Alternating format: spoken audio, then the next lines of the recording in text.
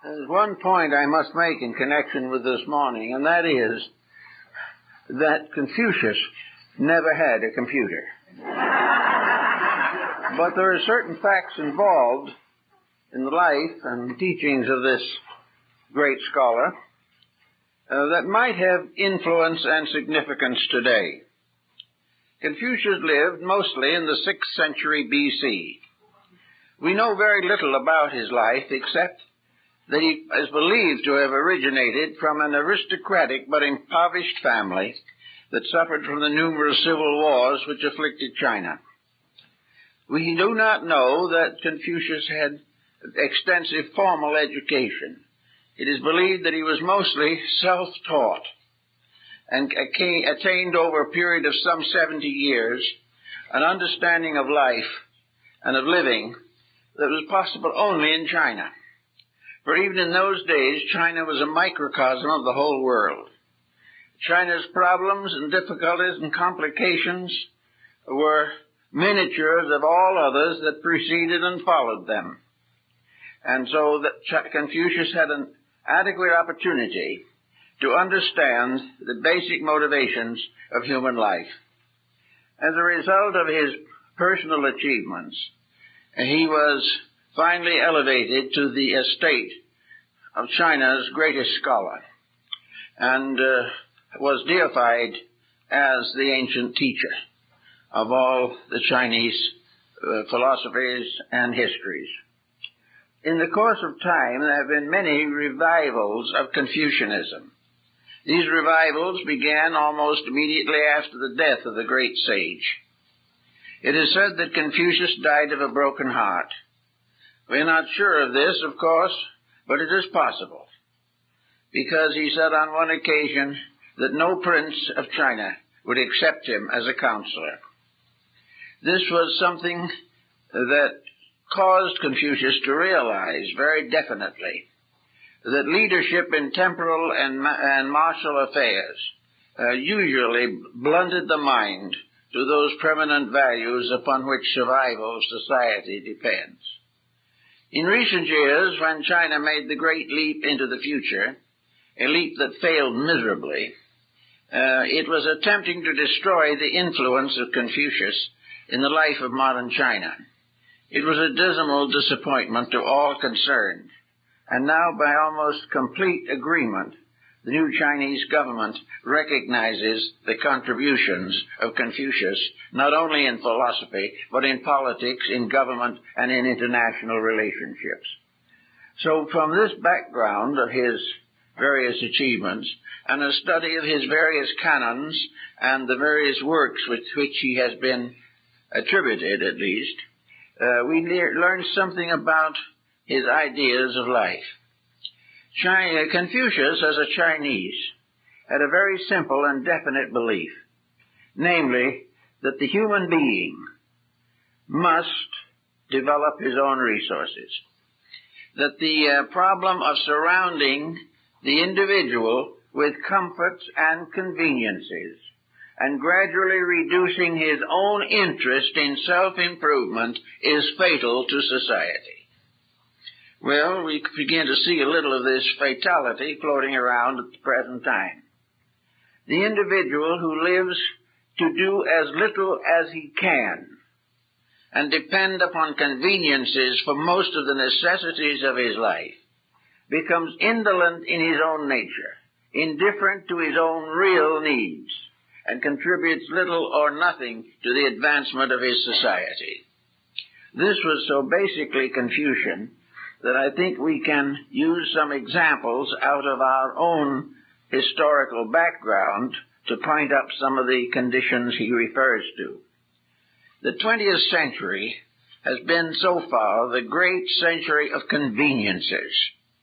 The individual has gradually leaned more and more heavily upon society and has leaned very little on his own backbone. Today, we are completely dominated by the comforts which are produced by a decadent society. We are completely dominated by the definite and inevitable desire to be free of all responsibility. We want to do as we please, when we please.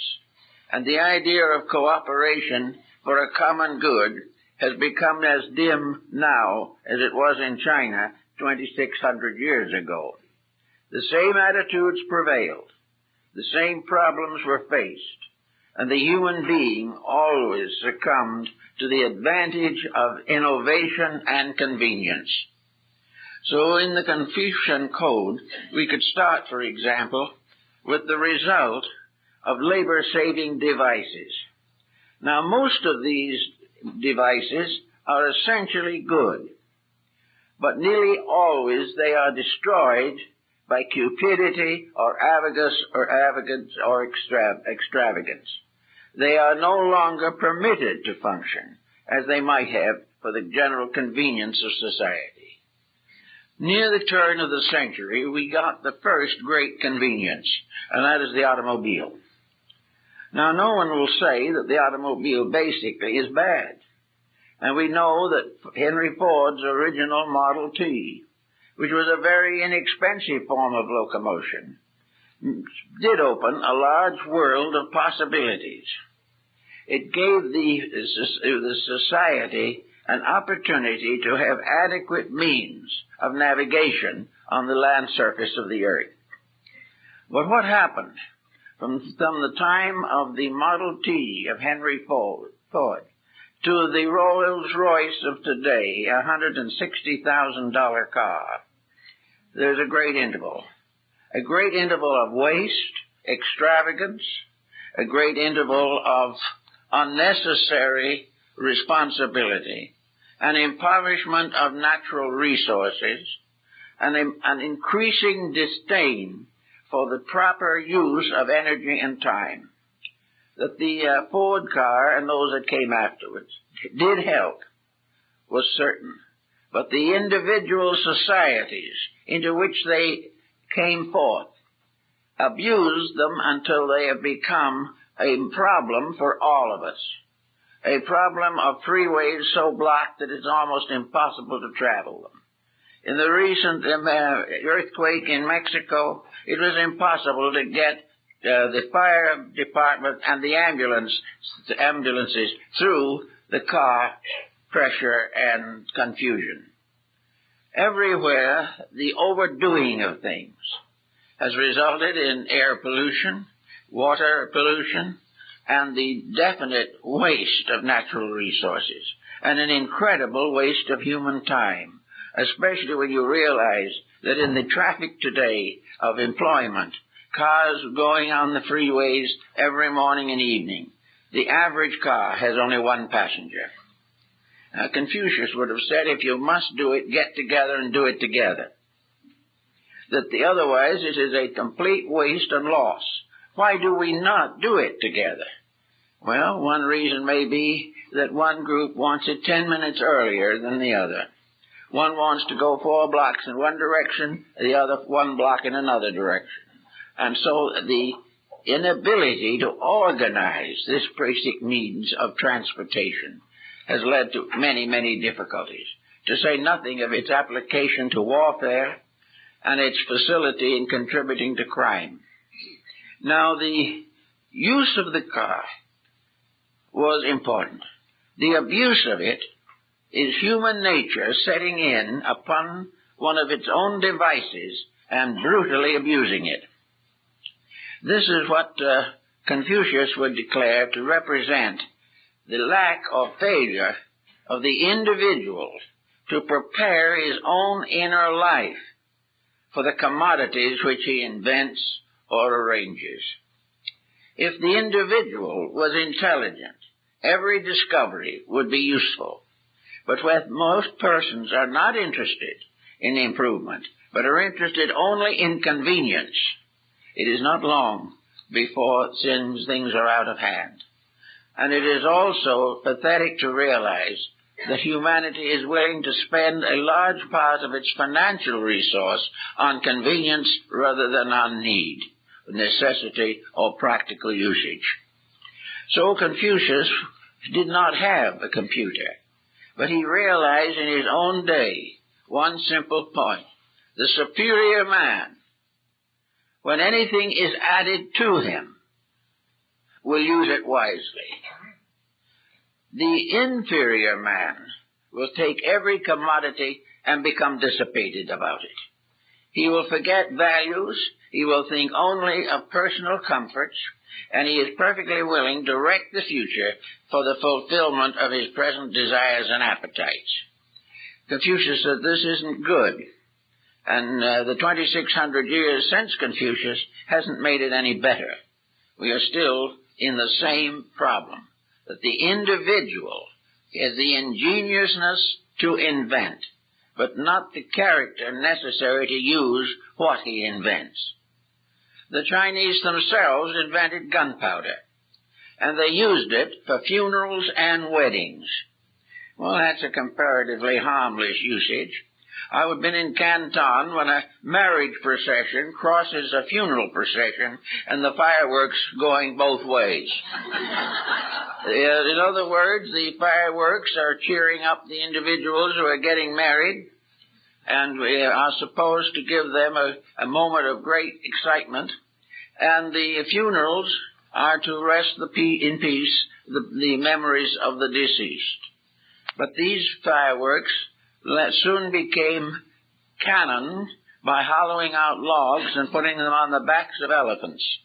And these were actually used by Genghis Khan. Later, we got all over the elephants. We didn't need those any longer. But we kept right on with the gunpowder, which ended the age of chivalry, defeated practically every peaceful hope of humanity, and is today a constant danger to security and peace, and is being used by various insurgent groups to damage property and destroy life.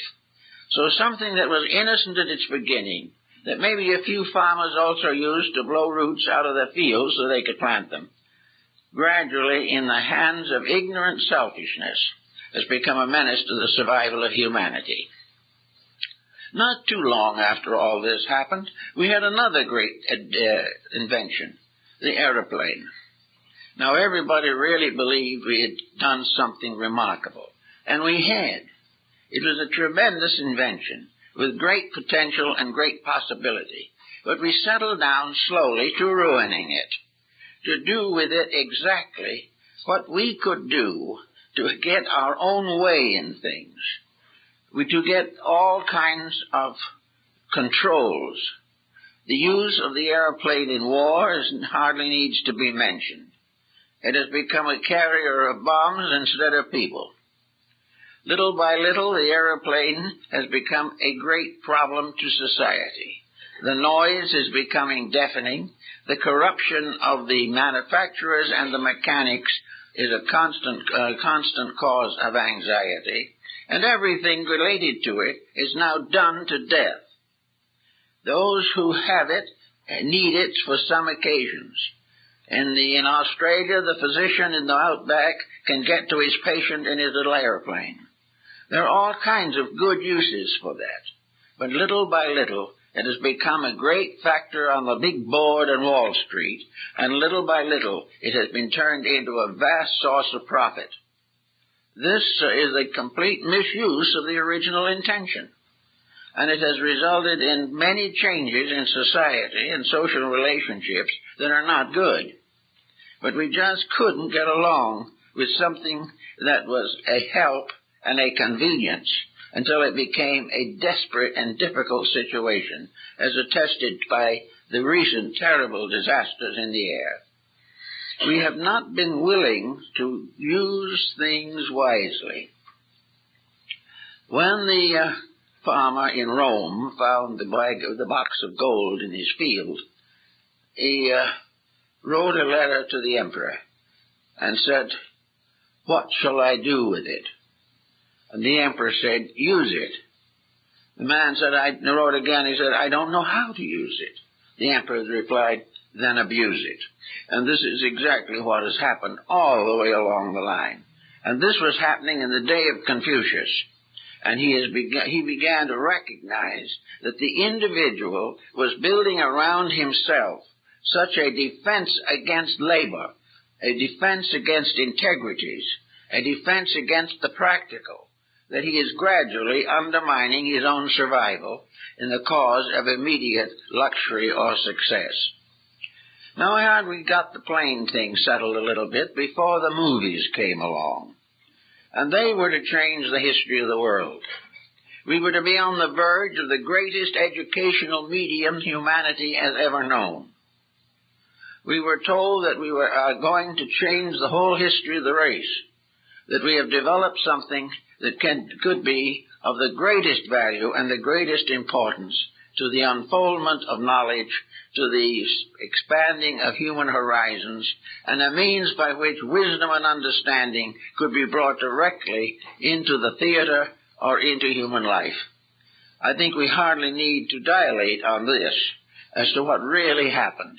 A comparatively simple and inexpensive medium, which was really a kind of home industry for a long time, gradually bludgeoned into something that is so terrific that no one can stand the weight of the tremendous power this thing has to destroy peace of mind, represent the basis of international understandings, and destroy the interest of the individual in doing thinking for himself. Most of all, it was to sit all the time watching something instead of trying to perfect or unfold the nature with which we have been endowed. Well, the motion picture got into many difficulties, especially after the Hayes office was broken up. But it finally came to television to really bring the whole thing directly to us. Here was another great invention that was to bring marvelous wealth of insights and understanding to humanity. And we all know what happened. That for the most part, it has gradually been exploited into nothing but a visual form of entertainment and a waste of time. So all these great inventions are similar to the story of Muhammad, who on one occasion said of a great discovery that had been made, that the mountain had given birth to a mouse. The things that we thought were going to do great and wonderful things were no good, because we abused them. They could have been wonderful, but just we wouldn't let them be wonderful. We would not allow anything to happen for the good of all concerned.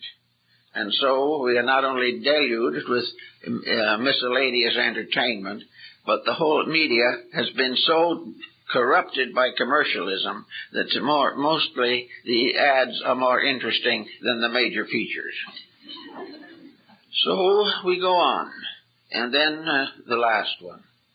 We come to the splitting of the atom. This was the newest discovery. This was the gift of science to the ages. And you see what it has done for us and to us. It has brought the whole of humanity into a state of continuous nervous shock. It has destroyed securities, it has corrupted moralities, and has given us a birthright of death and destruction. But all these things started out as fascinating, delightful ways of adding to human knowledge and comfort and convenience and protection. But before they reached their zenith, they destroyed the very ends which they were intended to support. Now, Confucius has the answer to this, and a very simple answer which we can all consider, that the primary purpose of the human being in this world is to improve himself. He is here to grow and not to become ever more dependent upon society to support him. He is here to learn to stand on his own feet, think his own thoughts, defend his own principles, and unite with others for the advancement of the common good. In other words, Confucius did point out that mankind is a socialized structure. The human being is a creature who needs companionship, needs association, and needs insights and courage and character to carry on the unfoldment of his own life. Little by little, the things we have surrounded ourselves with have destroyed the interest of the individual in his own self-improvement. I noticed in the Taiwan news a few days ago that a Buddhist bishop has retired from being the head of one of the first Buddhist temples in Taiwan. He was subject to some criticism, however, because he was introducing computers into the temple. Well, maybe they belong there, but not the way they're generally used.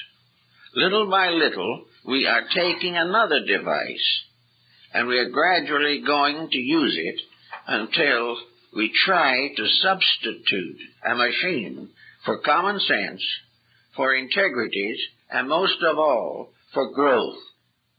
We are not interested, really, in improving ourselves. Our mathematics may not be much better than in the time of Confucius, who, however, was a wise man with the abacus. An abacus, by the way, is an adding machine, multiplying machine, and dividing machine that has never been excelled.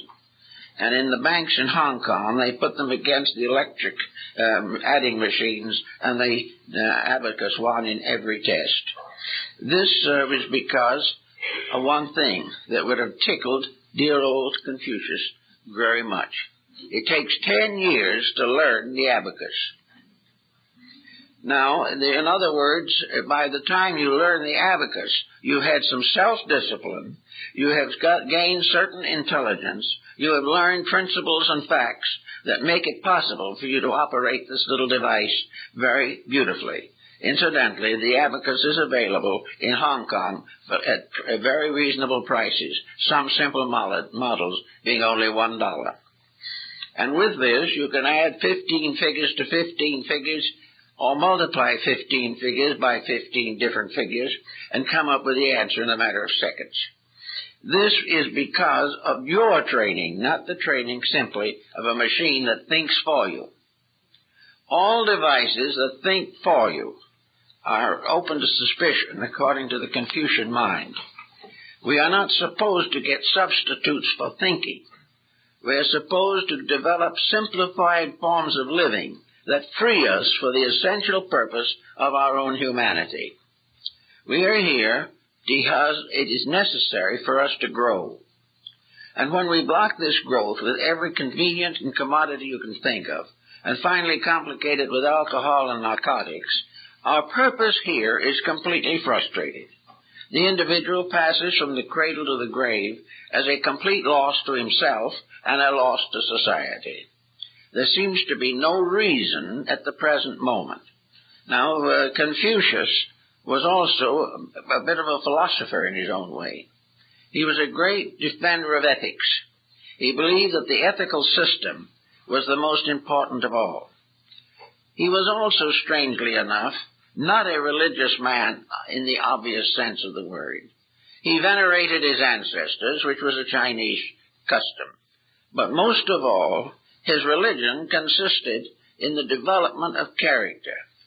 Wherever there is a deity anywhere in space, wherever the universal laws govern things, their greatest accomplishment is to find honest people, to find those who can use new ideas constructively and will take the potential resources of the universe as they know it, and our world particularly, use them carefully, conserve them, realize the importance of understanding them, and perfect ourselves in the skills and courage to make this world an orderly place in which to live.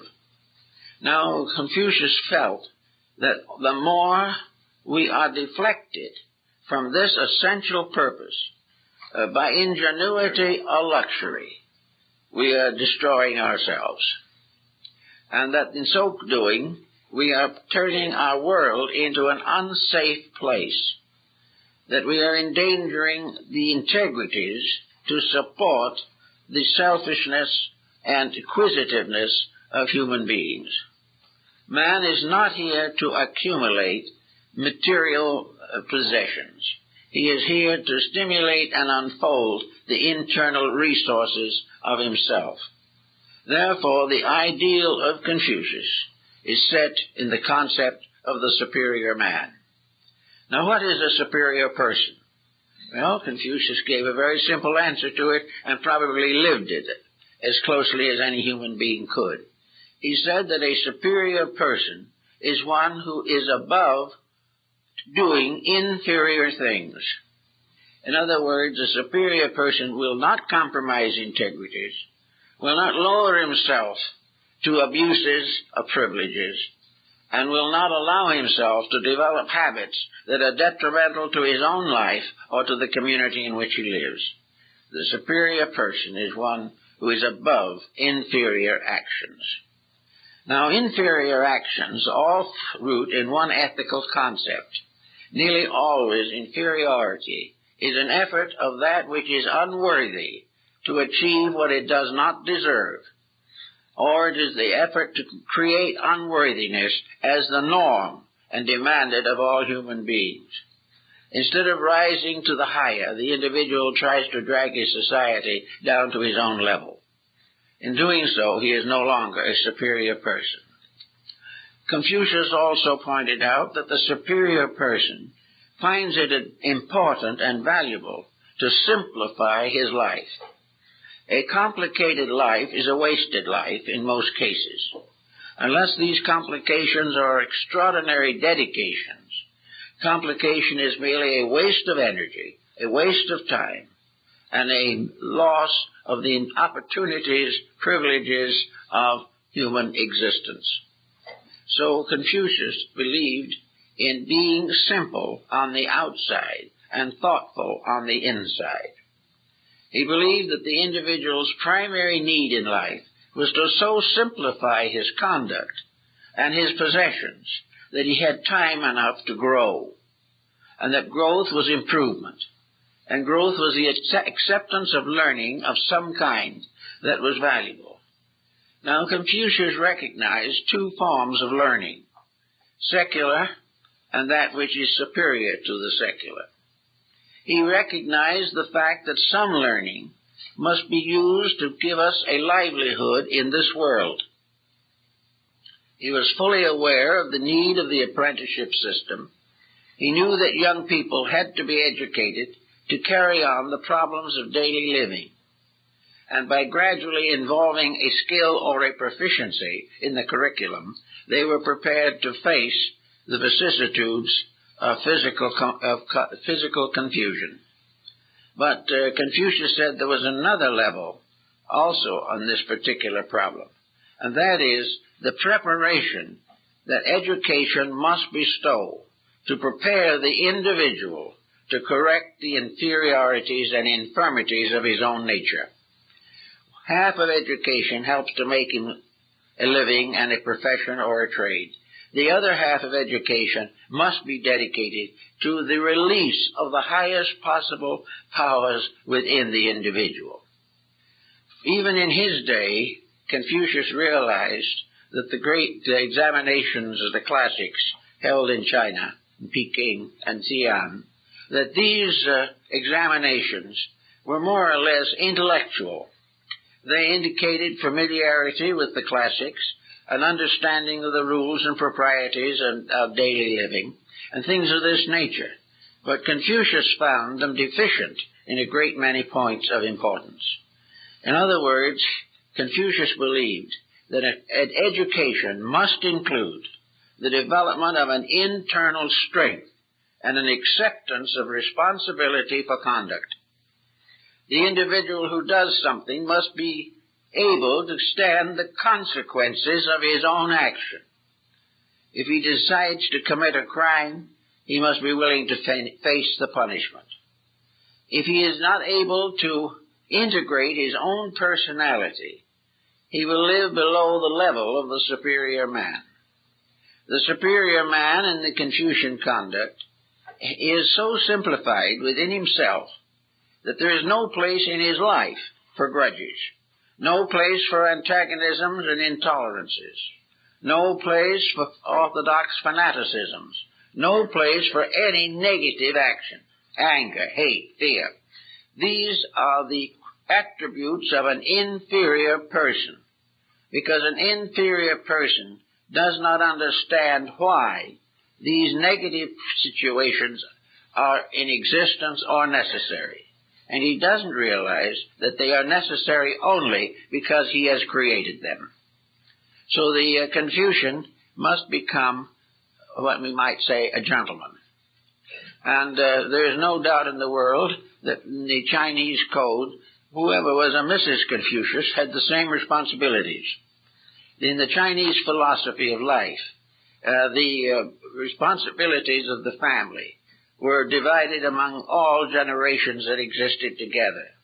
He did not consider the fact that the head of the family had to have a dogmatic or critical or cruel code of conduct, because he was one of the first to point out that whatever we do to others should be the same that we would have them do to us. One of the 40 different religions and philosophies that stated the golden rule was Confucianism. Confucius said, never do to anyone else what you would not have them do to you. Now, this brings together a whole group of factors. Supposing we are cheated, supposing we are deceived, supposing we get into all these difficulties. Well, I think Confucius would first say, why are you in these troubles? What was the ignorance in yourself that got you into them in the first place? Did you do something that was unwise? If you are unwise in something that you did, why are you unwise? Well, probably because education, environmental circumstances of living did not give you the wisdom to handle the situation more skillfully. All difficult experiences are tests of growth in which the individual finds ways of improving his own conduct.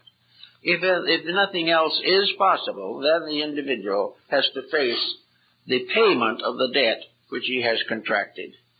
He must meet it with firmness and courage and kindness and gentleness. He must in every way possible avoid collision of opinions. He may feel that his opinion is better than somebody else's. But if it is truly better, all constructive opinion must have solutional factors.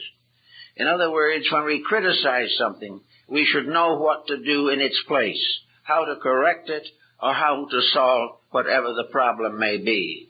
Therefore, he summarized it all in the thought, a very simple thought, that when you tear down, you must have something to put in its place that is better.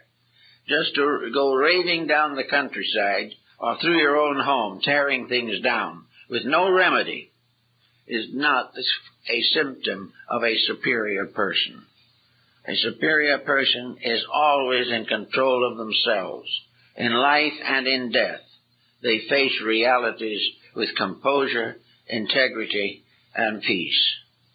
Now, Confucius did not deny a divine power or a deity, but he considered that whatever that deity was in a strange sense its own affairs. That man is so remotely removed from this great superior presence that all he can do in his own person is to live the rules that that superior power has created. This superior power has given us the laws of nature. It has given us almost all of the essential convictions of our own security. It has made it possible for us to increase in skills and in genius. It makes it possible for us to have friendships, affections, regards, and many different pleasant and constructive circumstances. Confucius was quite certain, however, that you can't simply take something out of the human mind and leave a vacuum. You cannot say to the individual, don't worry, unless you can give him something to use his mind for that is better than a worry. You can't say that he should break an evil habit unless he is given a vision of a good habit, of a thing to be done right. We don't tear down unless we can rebuild. And Confucius was very much of that mind. Therefore, that the superior person is constantly seeking to find constructive solutions to mysteries, to situations that are difficult, or to find the common sense in those things which appear to be accidents of nature. Confucius was therefore also given to literature. He believed that the quietude and peace of the superior man is sustained partly by an inner contentment. That there is food for the body, he admits. And he also tells us in one of his writings that he slept in a wool nightshirt that was 2 feet longer than he was. This was, of course, a critical and vital fact, but it was important to him. But Confucius also was a poet. He loved to read good poetry. He liked to study the classics. He liked to know what other people were thinking. He was able to sit quietly and listen happily to people who disagreed with him. He did not demand a private universe ruled over by his own convictions. What he was trying to do was to build within himself a character strong enough to face the truth without flinching. And when he found or came very close to being in that condition, he discovered that when you face the truth, there is really no need to flinch. It is not something desperate and difficult. It is simply something the individual has ignored in order to live less than he needed to live. The better life is not something that is of great hardship upon character or time or energy. It is really the simplification of all things. What, of course, if you simplify the life of the average person today and take away from him everything he doesn't need, there's not really much left for him. He is practically bankrupt as far as values are concerned. The only thing that is keeping him alive is his own mistake, whatever it may be. He is struggling from one day to another through the difficulties he has set up for himself.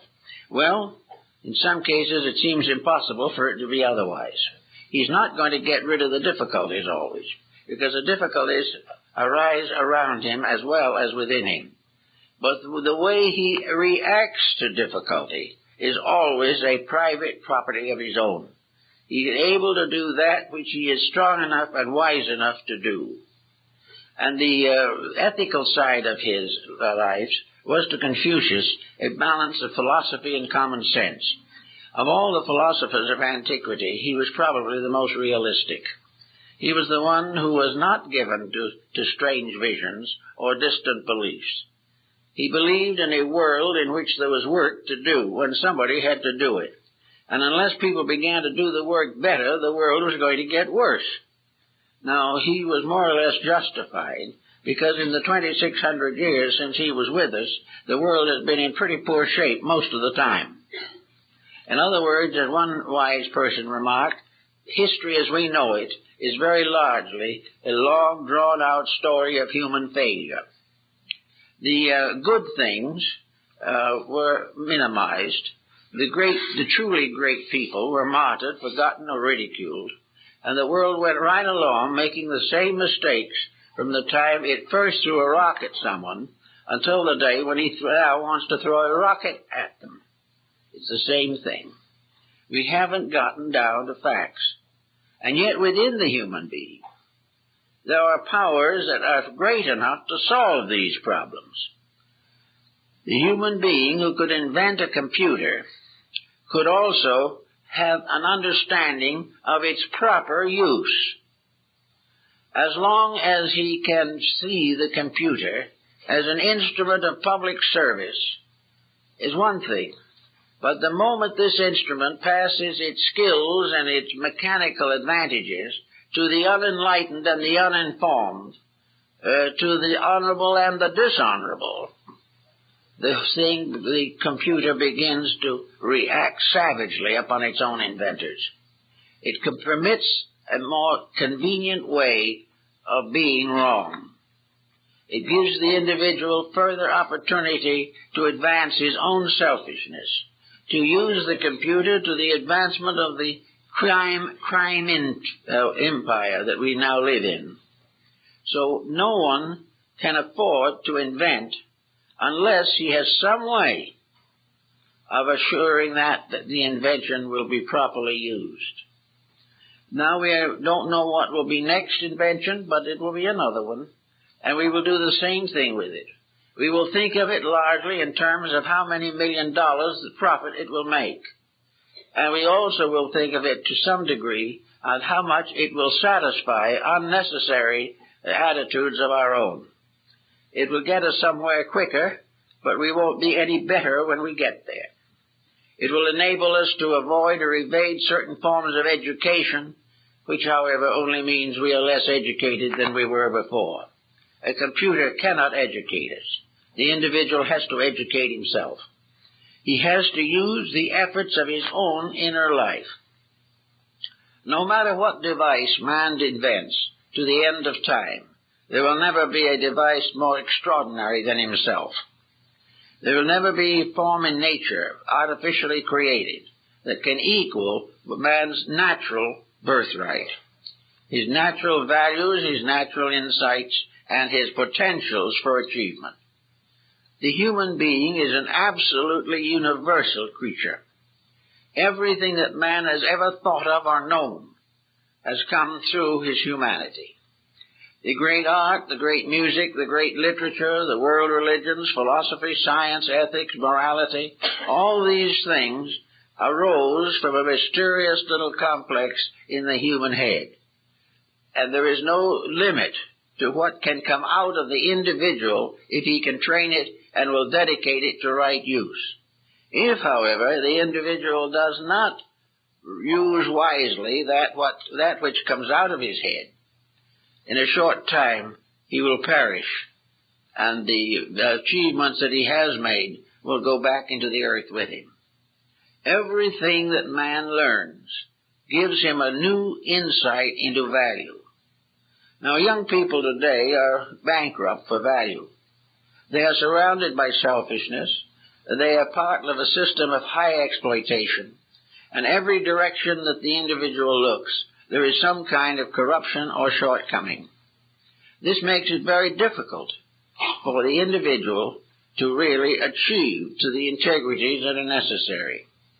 In another strange way, this was true in the days of Confucius. He lived in a world that was full of antagonisms and petty ambitions. China was not a country or a nation at that time. It was a mass of little feudal principalities ruled over by despots and tyrants who loved to take over their neighbor's property and murder anyone who tried to interfere. It was a time of war, strife, sedition, corruption. Yet with it all, it produced two great persons who were contemporaries, Lao Tzu and Confucius. There's a story that they met, but this may be apocryphal. We're not absolutely sure about it. Confucius admitted that he could never understand the strange, vague spirits that moved in the clouds behind Lao Tzu. To him, Lao Tzu was a mystery, unsolvable. On the other hand, Lao Tzu, facing Confucius, found in him a level of insights or understandings which were incapable of gaining the insight that Lao Tzu himself believed to be necessary. In the end, Lao Tzu is pictured with riding on a water buffalo off into the Gobi Desert because there was nobody that wanted what he had. And the last words of Confucius were, "I have failed."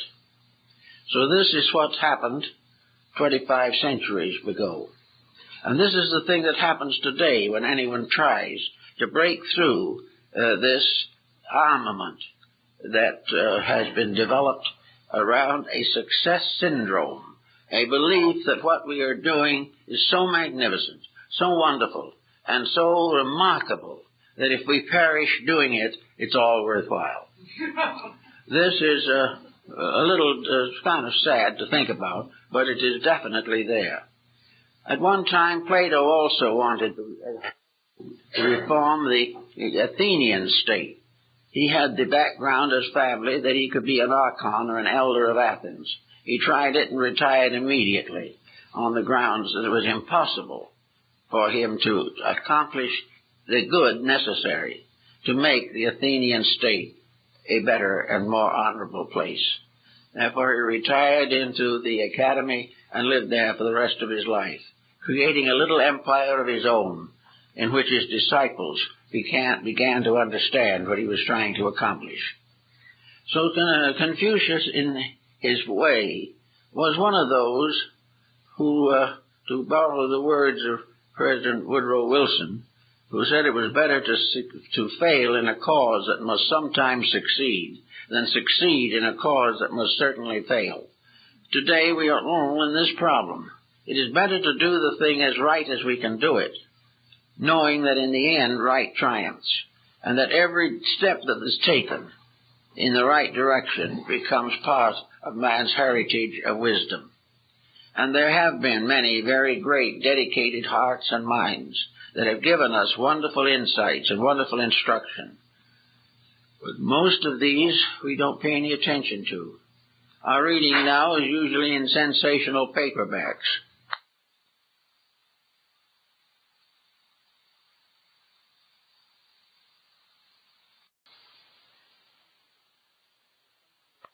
It is punctuated here and there by a new idea.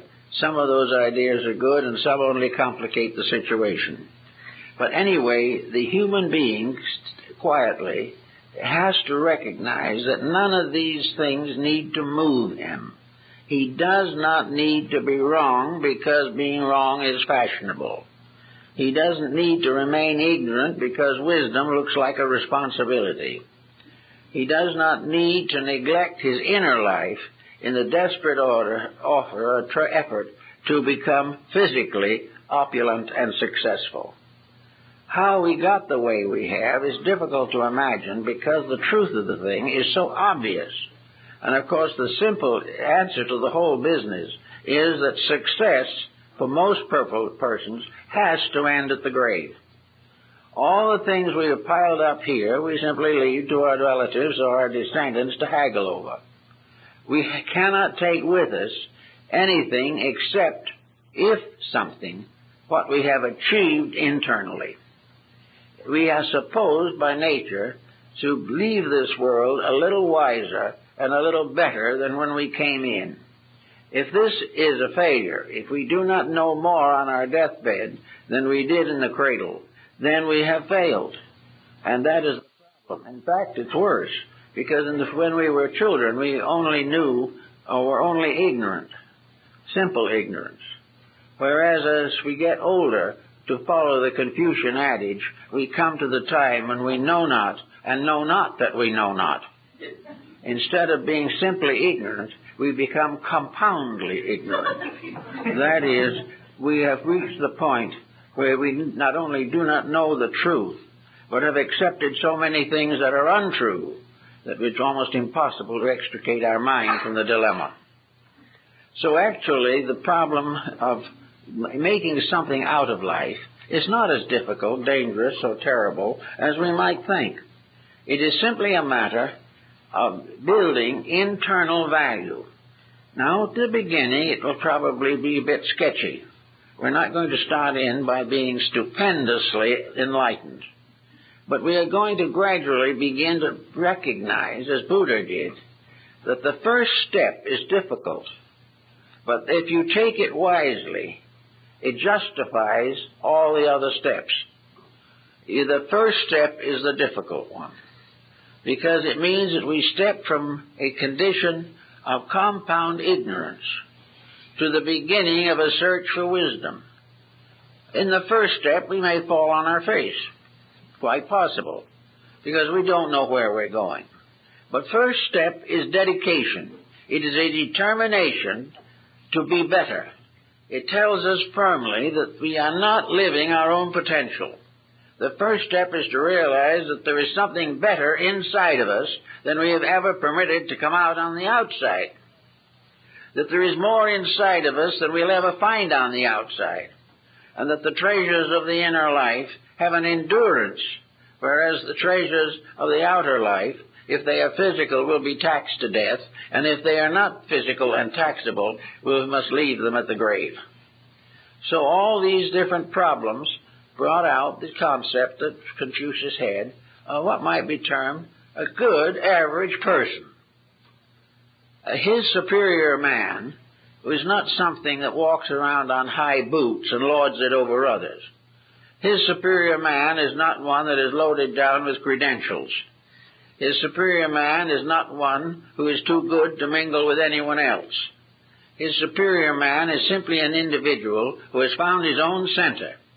and is going to try to live according to it. And in so doing, he has also solved the problem of his relationships with other people. The superior person is not one who lords it over others. He is the most humble and simple of all people, because he has a depth of values which enable him to understand the mistakes of everyone except himself. Though his own mistakes he has to struggle through, but these mistakes of others he can philosophize upon with considerable ability and with constructive results. Confucius, not having had a computer to work with, we now find what is happening. It used to be that we taught children the 3 R's, reading, writing, and arithmetic. In those days we spelled arithmetic with an R. These simple facts were very awesome when you started out. The multiplication table looked desperate at first, but it gradually took common shape, and first you know we were able to add up grocery bills with comparative convenience. Little by little, education taught us things. It taught us to learn certain things. And education in contact with other people brought out certain points that were valuable.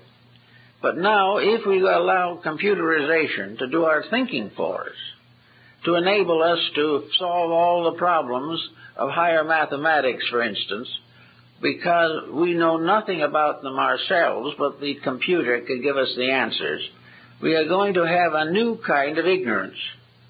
An ignorance based upon the misbelief that a mechanical device can think and has proper moral integrities.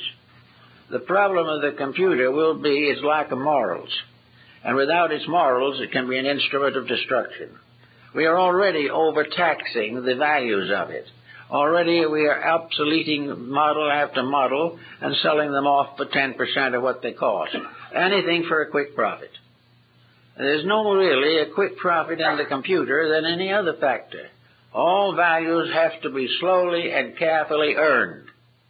The individual has to feel the weight of responsibility to grow, to mature his values, and to become a thoughtful person. In other words, as Confucius would put it, he had to put an iron control upon himself. Now, at first, a control seems a terrible thing to the individual who's never had any. It's like trying to break in a horse. The horse is going to be very difficult at first, and the individual's inner life, his mind and emotions, are an unbridled horse, which he has been feeding for a long time and patting occasionally, but has done nothing to discipline or prepare for useful futures. So we all have to find some way to get at this thing. And, of course, Confucius had his ideas of how this was to be done also. One thing he observed or remarked clearly was that it was necessary to use the sensory perceptions not as instruments of pleasure, but as instruments of information. In other words, your eyes are to look for things worth seeing. Your ears are to listen to things worth hearing. But if you use your eyes only to amuse yourself, or you use your hearing only to listen to rock music, you're liable to have difficulties. All these sensory perceptions must be used constructively to tell us things. They must tell us when we make a mistake. They must tell us when we have overdone something or neglected something. These faculties are there to make bridges between our own minds and the natural world around us, which has principles and truths that we need to understand. So we simply use these faculties not to surfeit them, not to indulge them, not to fall into a sort of intoxication of the mind, but to strip it of its superficial addictions and like it into a very definite program of purposed growth. This we have to do, or else we will go out of this world as we came in.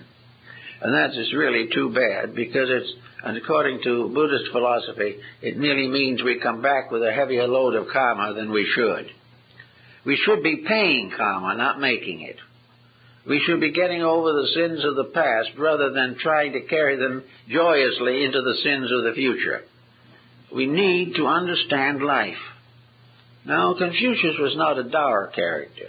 He wasn't one of those old wise men who looked very difficult to know or understand or contact. He apparently had a wonderful sense of humor. And he was also given to divination and things like that. He wrote an elaborate commentary on the I Ching, which was one of the best that was ever written, and is still included in most of the Chinese texts. He was interested in everything. And he also had a realization that the sciences were instruments of divination. Even reading, writing, and arithmetic have a magic in them.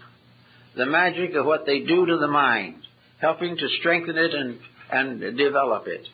The individual who does not care about developing the mind is going to have sickness, he's going to have broken homes, he's going to lose his job, or stay on a very mediocre level as long as he lives. And now in Switzerland, for example, the Tibetan people who have been thrown or cast out of Tibet or have escaped as best they could are now fitting themselves into the life of Switzerland and are doing an extraordinary job of it. The young Tibetan children are now attending Swiss schools. And according to records published recently, most of those Tibetan children, although they came from another land and have had to learn a language, most of those children are at the head of their classes at this time. Why? Because their ancestry taught them that to learn is a privilege. Their background warned them of the importance of developing disciplines and strengths and to adjust to realities and to prepare to live in a constructive manner in a strange world far from the one they've left behind. It was simply a matter of these young people having brought from Tibet with them an integrity which has not yet been destroyed, an integrity which makes a reason for what they're doing. They are grateful for the chance of learning. Most of our people have a tendency to resent the responsibilities of learning. To them it is a bondage, and many of them feel that is justified because the type of learning they're getting is not what they want. Well, there are two sides to that coin. One is that they're probably right in many of their conclusions. They're not getting the education that they should get. But on the other hand, they are getting an education such as it is, much of which they need, regardless of its ineffectiveness. To reject the education we have does not mean that they have found a better one, and there's where the problem is. It means simply that they renounce education per se. They just walk out of school and become dropouts. If some of them are geniuses, they will win anyway, because you can't stop the mind that has already begun to think. But for most cases, they have damaged themselves. Whereas if they'd had at least a good grammar school and high school education, they would have trained the mind into some kind of discipline, if it was only memory. They have put some responsibility upon their own thinking. They've had to give up a few foolish notions in a desperate effort to make an education support them. This is something. It is not perfect. It's not right. But it is what we have. But these same young people who have gone through this kind of discipline are ready for other discipline. And they can do what most wise people have found, namely that education really begins after you have graduated from school. Until then, you are limited by traditional superstitions for the mores that you cannot do much about. Confucius, therefore, gave us the model of what he calls the right kind of person. This right kind of person is a homebody. The world begins in the human home. And according to Confucius, all of the relationships of life expand from family. The home is the one little island of integrities that can be established with some success by persons who are simply dedicated to kindness or understanding. The home becomes the basis of all knowledge. The home is made up sometimes of 3 or 4 generations, but all of these have their common understandings. Each one has its proprieties and its properties. The heads of the family will not badger the younger ones simply because they have authority, and the younger ones will not badger their elders because they do not like to be badgered in their turn. Everything is upon proper dignities. Every courtesy of life should be in the home. Confucius was bitterly opposed to the idea of behaving yourself in public and doing what you please in private. He didn't consider that a very good way of life. But upon the basis of the home comes the training of the children, and the child's mind is set by the time it is 8 or 10 years old. By that time, children divide into 2 groups. One group composed of those who want to get out of the home as quick as possible and do not care what happens to them, and the others who have been inspired to improve their lives and either to emulate the virtues of their ancestry or else stand firm against the vices of those around them. So the child becomes the basis of the empire. The neglect of the child is the most desperate evil in the world, according to Confucius. He said that where we do not give the children the proper background, we are crippling the adult. The ruts we set in the mind by our own attitudes and the false opinions which are set there in very early life are almost impossible to eradicate. They are gullies and valleys and cliffs and precipices in the mental structure which become a detriment to all constructive thinking. So, and after the beginning of it, so says Confucius, the family has also a worship. A worship is a kind of respect. To Confucius, veneration is respect, and it has to be earned. And it is the privilege and right of every individual to be respected, but he has to deserve it. So Confucius pointed out very definitely that in the home, every dignity, every propriety, every integrity that we would like to see applied to society is being cultivated and practiced. That the home is not a place in where evils are practiced in secret, but where virtues are practiced both secretly and publicly. So the home is very, very important. An intelligent home is the strongest factor in the survival of a nation or a civilization. After the strength and value of the home comes the next level, and that is the recognition that we are all here to have certain relationships with society around us, that the home has to expand. The town becomes the home. The city becomes the home. And each individual, in his own way, must try to be a good citizen as he was a good member of his own family. All units of culture are families, and all families are made up of persons who live in respectful relationship with others. Every courtesy and dignity of life is practiced first in the home and then in society. And in everything that happens, integrities are rewarded. And we do business with those who are honest and not those who sell it a little cheaper. We are trying constantly to perform the ethics and integrities which make society possible. And from there on, we have duties to perform. The Hindus brought over into China certain concepts of duty, and these were taken in by Confucius, Mencius, and Lao Tzu. These duties are the duty of the family and the householder. The individual who has been raised and lovingly cared for in a good home has a moral duty to become a parent in his own turn. It is not the idea that the child must always be grateful to the parent. It is that the parent must in turn become a parent. The child cannot pay the parent, but society can.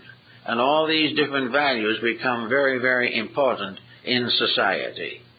So that if the individual was given a childhood and a loving care, and when he was helpless, was helped through emergencies, when that individual grows to maturity, he has his own family, and in that he pays his debt. He pays it not to those who bought him, but he pays off by carrying forward the better levels of thought and action. He rewards his parents by disciplining his own children in their own turn. So that there is a reciprocity in all these things. We pay all debts. The debt of birth we pay when we give birth to others. Everything has an honor system related to it. And it is the loss of this honor system that, according to the Confucian concept, reveals the death of a civilization. When virtues fail, then there is only one answer, and that is a divine intercession of some kind. Also, as we go on further, the Chinese code says that we must prepare a livelihood that is suitable to our needs. And this livelihood is in no respect different from one level of society to another. Confucius said that the idea that some people's jobs are better than other people's jobs is completely unrealistic. Each individual doing the thing that he can do to the best of his ability is equal in every way to a person of greater talent who is doing larger things. In other words, the individual who uses his means and his abilities honorably is an honorable person, and there are no class divisions of this kind. There are only two kinds of people, those who are doing it right and those who are not doing it right. And those who are doing it right are all on one level, regardless whether they are a prince or a farmer. Those who do it wrong are also all on one level. Whether this wrong is small or large, they will ultimately have to pay for it. So Confucius was completely socialistic and democratic in his thinking. He did not feel that the mandarinate, or whatever was its equivalent in those days, the gentry, was privileged to consider itself a better kind of being. There is only one kind of betterment, and that's self-improvement. The individual who knows more, serves better, and gives with a greater joy to the needs of others. That is the superior person. And all who are doing the best they can are superior and have the same values, the same recognitions, and the same rewards. The idea that some honest work is better than another is untrue. Very often that which is not particularly pleasant is the most important work of all, and those who give themselves to it earn a great destiny. After they went on a little further, then does come the question as to what to believe. Well, how are we going to judge or believe the world around us, or what we might term the world within us? Confucius, of course, joined with many of the other ancient peoples of the world in a kind of ancestor worship. Now, we consider this completely unreasonable and worthless, perhaps because most people have ancestors they don't feel like worshiping, which is not unusual in these times especially. But ancestor worship in China and in many other countries is living up to something, not down to it. The individual regards his parents as a kind of superior virtue. If they've gone forth into the other life, they then become symbols of a continuing devotion, which is not interfered with by death. The parent becomes an image, the parental image of integrity. Now, the moral effect of this is quite interesting and has more values than perhaps we would first believe. A Chinese person who commits an evil action, either treason or bribery, robbery, violence, or anything of that kind, is not really just destroying his own character. He is humiliating his ancestors. He has failed them. They have given him a good life and he has ruined it. They have given him the potential of great achievement and he has betrayed them. And from somewhere on the other side of life, these ancestors are sad. They are broken-hearted to know that one of their descendants has committed evil, so that this becomes, in a sense, a strange persuasion against it, if you believe that your ancestors can know about it. Now, the other side of the coin is also just as difficult. If you have committed an evil act, this disgrace goes on to your children.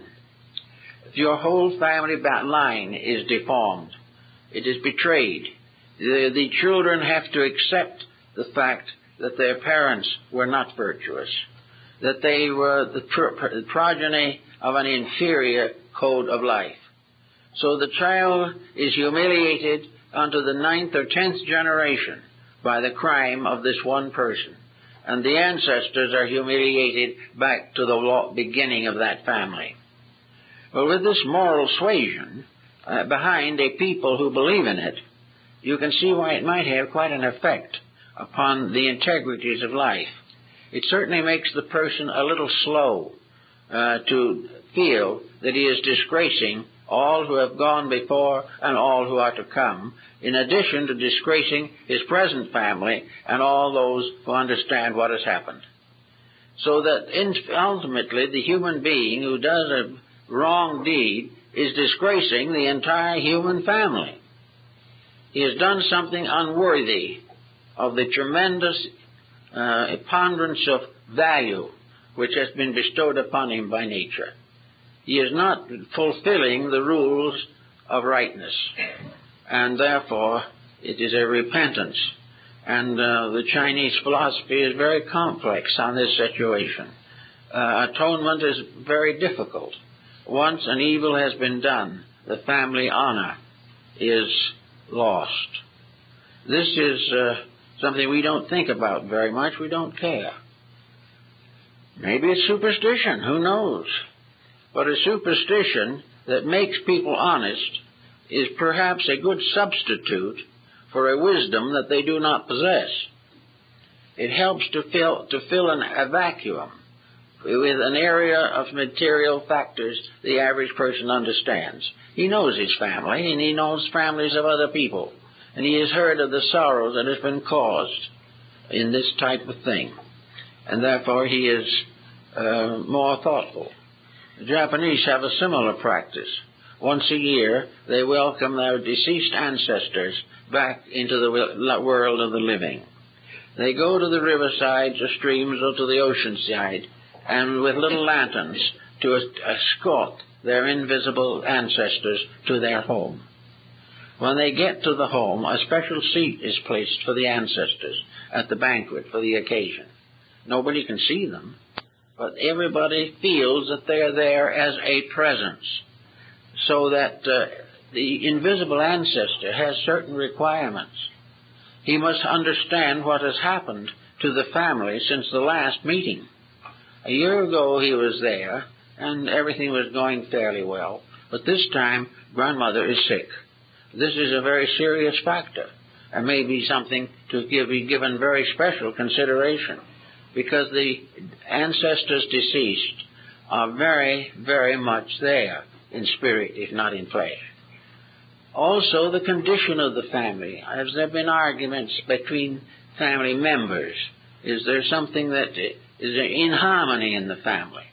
Well, if there is inharmony in the family, there's been an unwritten law that it must be arbitrated before the ancestors get there, because the ancestors must be made happy by knowing that their children and their husbands and their wives and all the family are living according to good principles.